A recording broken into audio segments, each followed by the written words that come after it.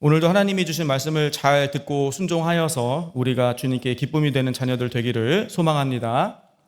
오늘은 귀중한 은잔이라는 제목으로 창세기 44장의 말씀을 나누겠습니다.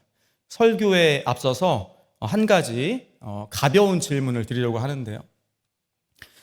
살면서 다른 사람이 소중하게 여기는 것을 내가 훔쳐본 적이 한 번 정도 있다. 한번 손을 한번 들어보십시오. 고개 돌리지 마시고 손을 한번 들어보세요. 네, 네. 네, 저기 뒤에 우리 박은수 목사님께서 손을 들으셨는데, 우리 박 목사님께서는 이제 지나간 예배 설교에서 철부지 시절에 이 친구들과 슈퍼에서 과자를 슬쩍 하신 적이 있다라고 고백하셨습니다. 물론 그 행동이 잘못된 것임을 깨달아서 이후에는 그런 행동을 하지 않으셨지만요. 자, 다른 분 한 번 더 기회 드리겠습니다. 양심의 손을 얹고 내가 부지 중에 내가 좀 소중한 것들을 내가 슬쩍 한 적이 있는 것 같다. 네, 넘어가겠습니다. 자, 그렇다면 여기에서 손을 안 들으셨지 않습니까? 그러면 제가 여기에 손을 들지 않은 분들을 남의 것을 탐하지 않는 정직한 분들, 또 선량한 분들이라고 제가 믿어도 되겠습니까? 대답이 없으세요. 네. 교회니까 손을 못 드시겠죠? 네, 이해합니다.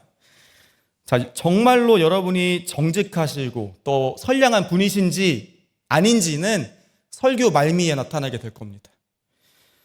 오늘 본문에 등장하는 이 야곱의 아들들, 이 10명의 형제들도 자신들을 신뢰할 수 있는 선량한 사람들이다 라고 이집트의 총리 앞에서 호소하고 있습니다. 과연 이 형제들에게는 어떤 일이 일어났던 것일까요? 오늘 본문 창세기 44장은 이 야곱의 아들들의 이 두 번째 이집트를 방문하는 이야기입니다. 왜 형제들은 이집트를 두 번씩이나 방문하게 되었을까요? 그들이 처음부터 낯선 외국 이 이집트에 방문하려고 했던 것은 아니었습니다. 그러나 그 당시 온 세계에 심한 가뭄이 들었고 모든 땅의 백성들이 이 곡식을 사기 위해서 이집트로 몰려들었던 겁니다.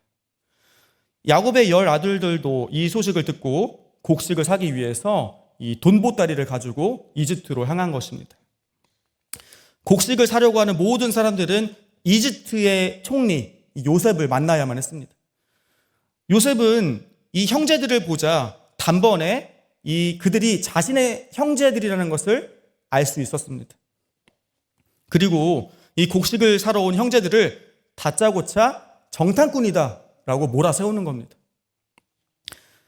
그저 순수하게 곡식만 사서 돌아가려고 했던 형제들 입장에서는 황당할 따름이었습니다. 이집트 총리가 이 자신들이 외국인이라는 이유 하나만으로 자꾸만 정탐꾼이라고 의심하기 때문이에요. 하는 수 없이 형제들은 자신들의 이 신상을 확실하게 이야기합니다. 자신들은 사실 한 아버지의 아들들이면서 이 12 형제 중에 10명이 온 것이다 라고 이렇게 이야기하고 있어요. 그러자 요셉은 더더욱 믿을 수 없다 이렇게 열을 내면서 그 말이 사실인지 믿을 수 있도록 너희들이 말했던 막내 동생을 내 눈앞에 당장 데리고 와라 이렇게 이야기하는 겁니다. 그리고 요셉은 이 형제들이 반론할 시간조차 주지 않고 다 감옥에 가둬버렸습니다. 그런데 이 기간이 3일 동안 감옥에 가두어 주었습니다. 형제들은 정말 미치고 팔짝 뛸 노릇이었습니다. 지금 엄청나게 심한 가뭄 때문에 고향에서 아버지와 가족들이 굶고 있는데 곡식을 사가기는커녕 정탐꾼이라는 의혹을 받으면서 외국에 알 수 없는 감옥에 갇혀 있으니까 답답한 것입니다. 3일이 지나자 요셉은 이 형제들을 감옥에서 석방하고 단호하게 이렇게 말합니다. 나는 너희들이 정탐꾼이 아니라고 하는 말을 도저히 믿을 수가 없다. 너희의 말이 사실이라면 너희가 말한 동생을 내 앞으로 데리고 와야 된다. 단 너희 중 한 명은 내가 볼모로 잡아두겠다. 누가 남을 거냐? 그래서 형제들은 동생 베냐민을 다시 이집트로 데리고 오는 조건으로 풀려날 수가 있었습니다. 그렇다면 형제 중에 누가 남았을까요? 형제 중 시므온이 이 볼모로 잡혀서 다시 이집트의 감옥으로 들어가야 했습니다. 형제들은 요셉에게 받는 의혹을 해결하기 위해서 그들의 동생, 이 막내 동생을 이집트로 데리고 와야만 했습니다. 그런데 집으로 돌아오는 길에 형제들에게 이 경악을 금치 못할 일이 생긴 겁니다. 곡식을 사려고 낸 돈이 그 자루에 그대로 담겨져 있는 겁니다. 곡식도 받았는데 돈이 그대로 있는 거예요. 그래서 의혹을 풀기 위해서 돌아가는 길에 오히려 또 하나의 의혹이 생긴 것입니다. 형제들은 낙담하면서 집으로 가던 걸음을 재촉했습니다.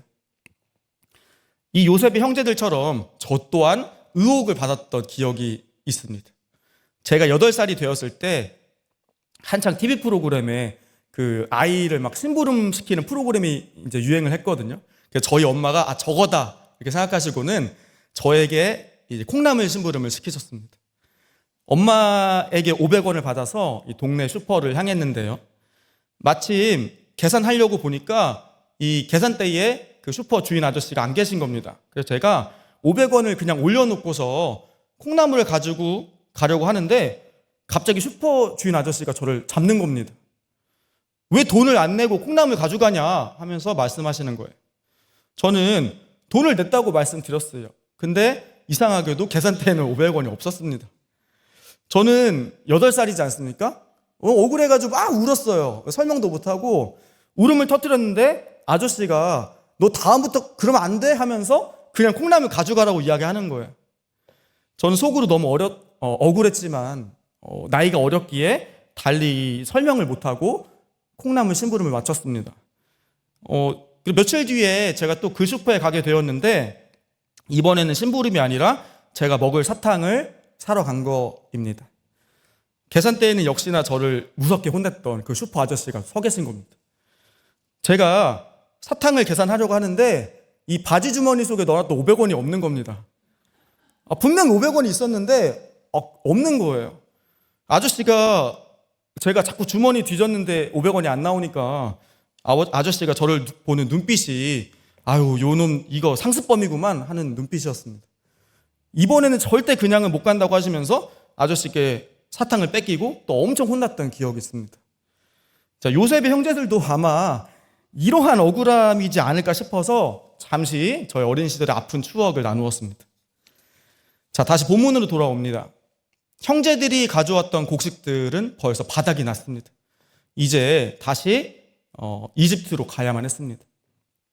가서 전에 치르지 못했던 곡식값도 당당하게 지불하고 또 볼모로 잡혀있는 형제 시므온도 구하고 또 그들이 정탐꾼이 아니라는 것을 증명하기 위해서 동생 베냐민도 총리 앞에 보여줘야 되고 또 다시 곡식을 사서 굶고 있는 아버지와 식구들에게 돌아가야 하는 일 등 해야 되는 체크리스트가 너무 많은 거예요. 우리들처럼 할 일이 많죠. 그런데 여기에서 한 가지를 한번 생각해 보고자 합니다. 자, 형제들이 자신들의 결백을 주장할수록 억울한 일들이 생기는 이유가 무엇일까요? 사실 형제들에게는 인생에서 감추고 싶은 어두운 과거가 있었습니다. 형제들은 어린 시절 아버지가 특별히 편애하는 동생 요셉을 웅덩이에 밀어서 빠뜨린 후에 외국 상인에게 팔아넘겼던 아픈 과거가 있습니다.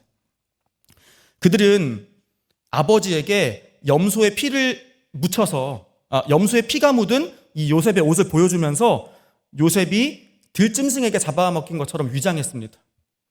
그로부터 꽤 긴 시간이 흘렀습니다. 형제들은 살면서 그 일이 가끔씩 떠올랐을 것입니다. 그러나 형제들 외에는 이 일을 아는 사람이 없어서 희미하게 죄의식만 가지고 있을 뿐 마치 그런 일이 없었던 것처럼 그럭저럭 각자의 삶을 살아가고 있었던 거예요. 형제들은 요셉에게 한 행동에 대해서 진정한 회개 없이 지금까지 살아오고 있었던 겁니다. 어찌되었든 지금 형제들에게 가장 급한 일은 이집트에서 곡식을 사와 어려운 가뭄의 시기를 잘 넘기는 것입니다.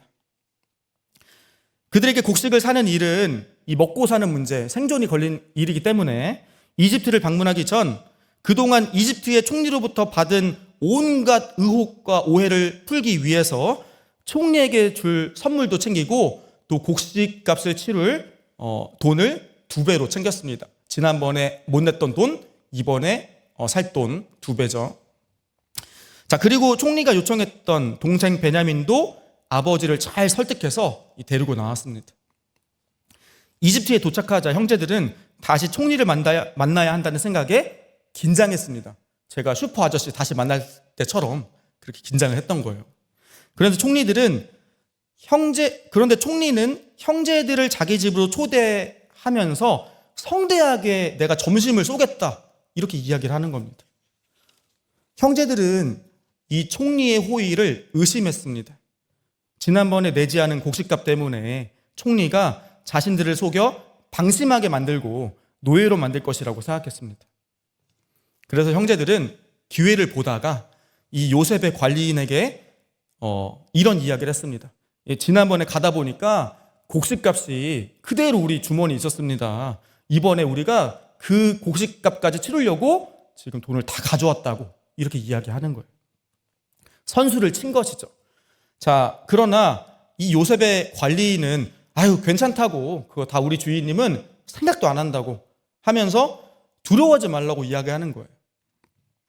형제들은 도무지 이 영문을 알 수 없었지만 자신들이 준비한 선물을 이 총리에게 주고 또 총리의 기분이 풀린 것을 보면서 즐겁게 그 점심 잔치에 참여했습니다.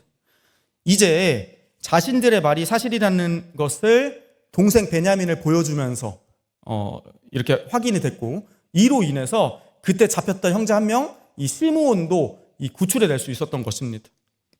모든 의혹이 풀어지게 되자 형제들은 이 마음 편히 이제 다음날 돌아갈 채비를 할 수 있었습니다. 자, 그런데 이 요셉은 형제들이 이 마음을 놓은 틈을 타서 이 자기 관리인에게 은밀한 명령을 하는 겁니다. 그것은 형제들의 곡식 자루에 그들이 지불했던 돈을 다시 또 넣어라 이야기하는 거예요. 특별히 막내 동생 베냐민의 자루에는 요셉이 아끼는 은잔도 넣어라 라고 이야기하는 겁니다. 요셉은 막내 동생 베냐민이 은잔을 훔친 도둑으로 의심받을 때 다른 10명의 형제들의 반응이 어떨지 확인해보고 싶었던 거예요. 형제들의 첫 번째 애굽 여행과 두 번째 애굽 여행에서 반복되는 현상은 무엇입니까? 요셉은 형제들을 끊임없이 의심하고 또 형제들은 자신들의 무죄를 주장하고 이것들이 반복되고 있습니다. 형제들은 자신들을 선량한 사람이라고 주장했지만 그들은 언제나 요셉 앞에서 그들의 부끄러운 죄를 드러냈습니다. 이러한 현상이 반복적으로 일어났던 이유는 그들이 아직 진정한 회개를 하지 않았기 때문입니다. 진정한 회개는 혼자만의 노력으로 이룰 수가 없습니다. 진정한 회개는 나의 악한 행동으로 인해서 고통받은 사람의 용서가 반드시 필요한 것입니다. 형제들은 그들이 과거에 요셉에게 저지른 악한 행동에 대해서 잊고 살아가고 있었습니다. 그들은 회개 없이도 세상에서 선량한 사람들처럼 보이면서 살아갈 수 있다고 믿었던 것 같습니다. 형제들은 요셉에게 그들이 그렇게 악한 사람들이 아니다라고 주장하는 겁니다. 그러나 그들의 의지와 노력만으로는 그들의 결백을 증명할 방법이 없었습니다. 그 이유는 요셉이 형제들에게 계속해서 억울한 상황들을 제공했기 때문이에요.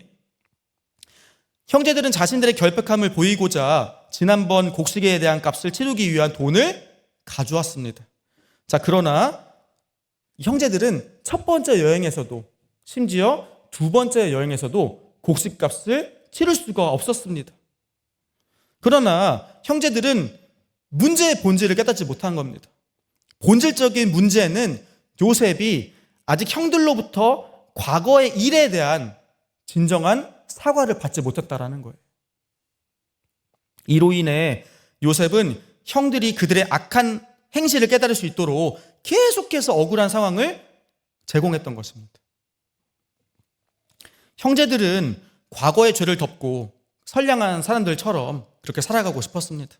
그러나 그들이 그들의 죄를 가리려 할수록 오히려 그들의 악한 행실들이 점점 더 드러나게 되었습니다. 진정한 회개 없이는 사람의 악행을 끊을 수가 없습니다. 선량한 사람으로 살기 위해서는 진정한 뉘우침과 용서의 과정이 반드시 필요한 것입니다. 요셉의 형들에게 가장 큰 위기를 가져다 준 것은 바로 오늘 설교의 제목, 요셉이 아끼는 은잔입니다. 이 은잔은 형제들의 죄를 드러나게 해줄 아주 중요한 도구가 되었습니다. 진정한 회개 없이 살아가는 사람들의 모습은 어떻습니까? 그들은 스스로의 의로움을 주장하며 살아갑니다. 요셉의 작전대로 요셉은 작전대로 자기 관리인을 통해서 이 형제들을 신문하였습니다. 그 관리인은 형제들이 요셉이 가장 소중하게 여기는 은잔을 훔쳤다라고 이렇게 의심하는 거예요. 이 형제들은 또다시 자신들의 무죄를 강력하게 주장했습니다. 우린 그런 사람들이 아닙니다 하면서 이야기하는 거예요. 그런데 그들의 결백에 대한 확신은 그들을 최악의 길로 인도하게 되었습니다.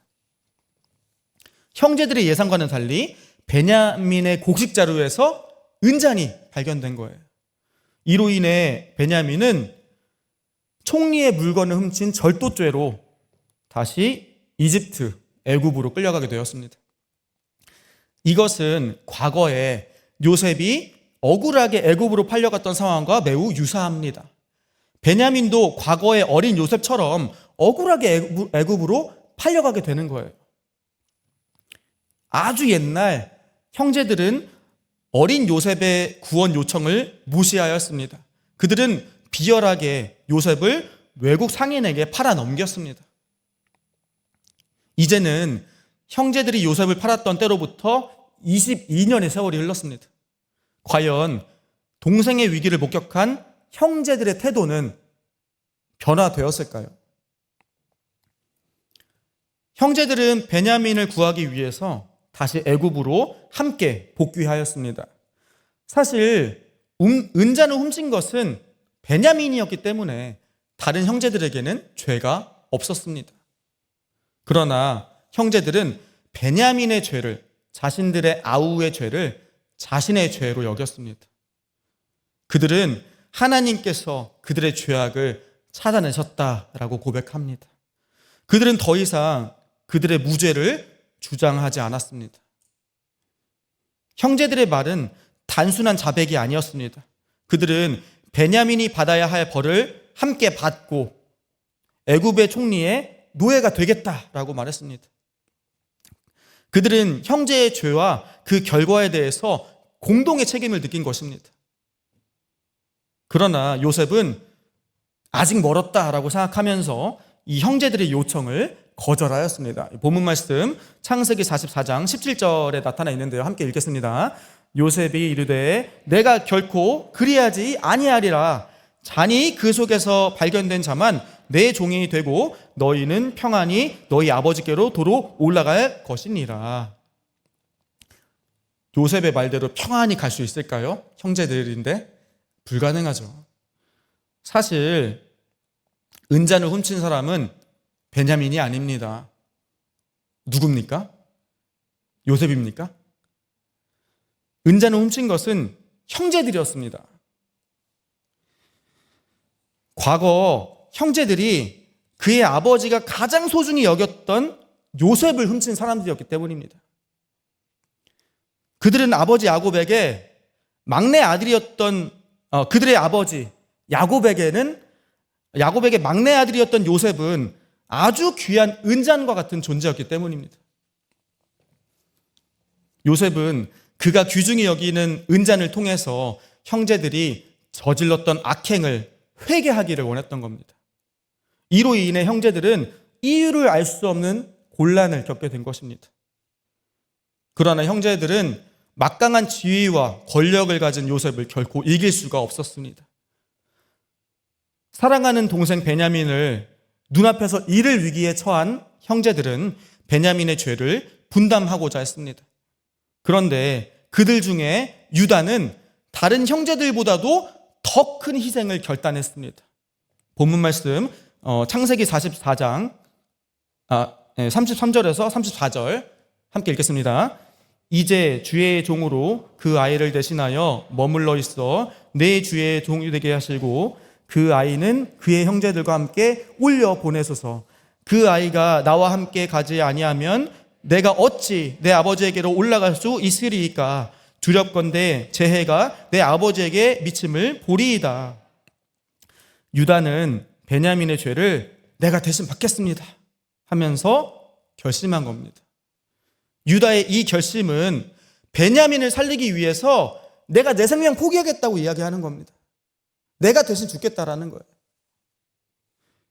유다의 희생에는 또 다른 의미가 있는데요. 그것은 유다가 다른 사람의 고통에 대해서 공감하는 능력을 얻게 되었다라는 것을 뜻합니다.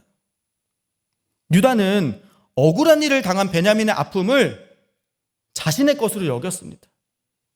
유다는 또한 자기의 아버지가 소중한 아들을 또다시 잃게 된다면 얼마나 슬퍼하실까 하면서 아버지를 염려했던 것입니다. 이러한 유다의 공감 능력과 희생 정신으로 의해서 이전까지 냉정한 태도를 취했던 이 총리 요셉의 마음도 요동치기 시작했습니다. 이제 설교 앞부분에서 드렸던 질문을 다시 해보겠습니다. 살면서 다른 이가 소중하게 여기는 것을 훔쳐본 적이 있다면 자, 손을 한번 들어보십시오. 자, 감사합니다. 사실 이쯤 되면 모두가 손을 들어주시는 게 맞습니다. 왜냐하면 우리 모두는 하나님의 귀중한 은잔을 훔친 자들이기 때문입니다. 하나님의 귀중한 은잔은 그분의 하나뿐인 아들 예수 그리스도입니다. 하나님은 우리들의 죄와 심판을 해결하기 위해서 가장 귀하게 여기시는 예수 그리스도를 이 땅에 보내주셨습니다. 우리는 우리의 죄로 인해서 하나님이 그토록 귀하시게 여기는 은잔, 하늘 보좌에 계신 예수 그리스도를 하나님으로부터 빼앗은 자들이 된 것입니다.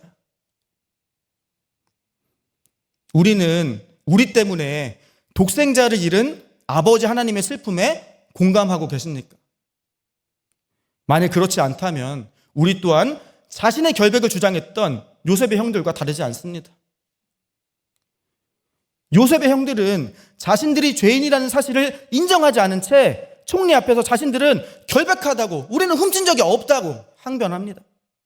그러나 그들이 항변하면 항변할수록 그들의 죄가 드러났습니다. 문제가 해결되기는커녕 없던 문제까지도 생기게 되고 일이 꼬이게 되는 겁니다. 우리도 마찬가지입니다. 하나님 앞에서 우리가 죄인임을 인정하고 회개해야 합니다. 그렇게 해야 예수 그리스도 은혜 안에서 그리스도인으로서 의미 있는 발걸음을 걸어나갈 수 있는 겁니다. 요셉의 형제들은 지난 자신들의 죄를 회개하였지만 유다의 회개야말로 진정한 회개라고 볼 수 있습니다. 그가 말로만 회개하지 않고 자기 동생 베냐민을 대신하여서 희생하겠다고 결단하며 그 회개를 실천으로 옮겼기 때문입니다. 요한복음 15장 13절인데요. 예수님의 말씀입니다. 한번 읽어보겠습니다. 사람이 친구를 위하여 자기 목숨을 버리면 이보다 더 큰 사랑이 없나니. 아멘. 예수님이 말씀하신 가장 큰 사랑은 친구를 위해 자기 목숨을 버리는 겁니다. 이에 따르면 유다의 행동은 가장 큰 사랑의 단계, 희생에 해당합니다. 유다의 희생은 자연스럽게 우리를 위한 예수 그리스도의 희생을 떠올리게 합니다. 예수님이야말로 너무나 억울하신 분 아닙니까? 너무나 죄가 없는데 우리 때문에 억울한 죽음을 당하셨습니다. 예수님은 우리를 위해 희생하셨습니다. 그는 우리의 죄를 대신 짊어지셨습니다. 이러한 예수님의 행동은 우리에게 중요한 가치를 깨닫게 해줍니다. 예수님은 다른 사람들의 죄를 비난하고 판단하지 않으셨습니다. 예수님은 오히려 우리들의 죄를 자신이 해결해야 할 죄로 여기셨습니다. 예수님은 사람들의 고통을 그의 고통처럼 여기셨습니다. 우리도 요셉의 형제들처럼 자신의 죄를 보지 못하는 죄인이라는 것을 기억해야 합니다. 그러므로 우리는 형제와 자매 그리고 이웃을 위한 예수님의 희생을 본받아야 합니다. 우리는 예수님의 제자로서 우리 이웃의 고통을 함께 분담해야 합니다. 우리의 형제, 자매의 고통을 비난하는 것이 아니라 나의 고통처럼 여기는 것입니다. 그렇다면 이러한 예수님의 가치를 실천했던 유다는 어떤 사람이었습니까? 그가 온전하면서 인격이 훌륭했던 사람이었습니까? 유다는 사실 수많은 결점과 약점을 가지고 있는 사람이었습니다. 유다는 그의 며느리인 다말에게 악을 행했던 사람입니다. 그 당시 법에 따라 남편이 먼저 죽으면 며느리를 남편의 남은 형제와 결혼시켜야 했는데, 다말과 결혼한 첫째 아들이 죽고 이어서 다말과 결혼한 둘째 아들이 죽자 자신의 어린 셋째 아들의 목숨을 지키기 위해서 이 며느리 다말과의 이 결혼 약속을 무기한으로 연장한 게 바로 유다입니다. 이에 부당함을 느낀 며느리 다말이 계략을 세워서 창녀로 위장하고, 이로 인해 유다는 자신의 며느리도 알아보지 못한 채 시아버지와 며느리가 동침하는 수치스러운 죄를 짓게 되었습니다. 그러나 훗날 유다는 예수 그리스도의 가문의 조상이 되는 영광을 얻게 되었습니다. 이게 어떻게 된 일입니까? 인간적인 흠이 많은 유다가 어떻게 흠없고 순결한 예수님의 가문에 들어가게 되었을까요? 유다는 예수님이 말씀하신 가장 큰 사랑을 실천하였습니다. 그것은 형제를 위해서 자기 목숨을 버리는 겁니다. 만약 유다가 그의 형제 베냐민을 위한 희생을 결단하지 않았다면 유다는 결코 예수님의 거룩한 계보에 들어갈 수 없었을 것입니다. 며느리와 동침한 시아버지 유다는 분명 해서는 안 되는 죄를 범한 사람입니다. 그러나 우리 중 누가 유다를 정죄할 수 있겠습니까? 우리 또한 유다처럼 죄를 짓고 사는 흠 많은 인생들 아닙니까? 우리가 유다와 같은 죄인이라는 사실을 기억해야 합니다.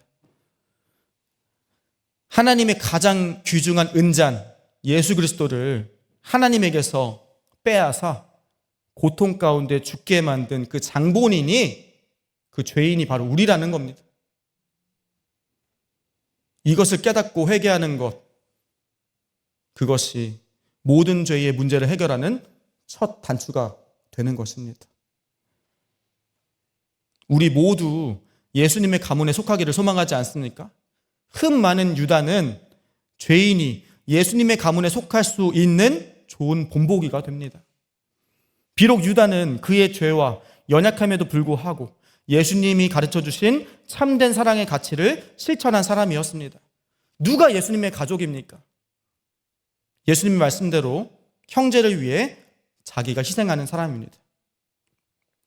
예수님의 가문에 속하는 사람은 다른 사람들의 아픔에 공감하며 그들을 위해 기꺼이 작고 큰 희생을 하는 삶을 살아가는 사람입니다. 이것이 오늘 말씀을 통해 우리에게 주시는 행함이 있는 진정한 회개입니다. 우리가 남은 삶을 이렇게 살아간다면 주님께서 우리를 주님의 가문에 속한 사람이다 라고 여기실 것입니다. 분주한 일상 가운데서도 우리가 생명의 양식인 말씀과 동행하며 살아가기를 소망합니다. 오늘 저와 여러분이 예수님이 말씀하신 가장 큰 사랑을 실천하길 소망합니다. 이웃의 고통을 나의 고통으로 여기고 그 이웃을 위해 희생하는 삶을 살아가기를 주님의 이름으로 축원합니다. 우리 이 시간 우리에게 주신 말씀을 기억하면서 결단하는 마음으로 찬양하기 원합니다. 우리는 부족하지만 주님 안에 거하면서 이 신앙의 여정을 잘 걸어가기 소망하는 마음으로 우리 함께 찬양 하나님께 올려드립니다.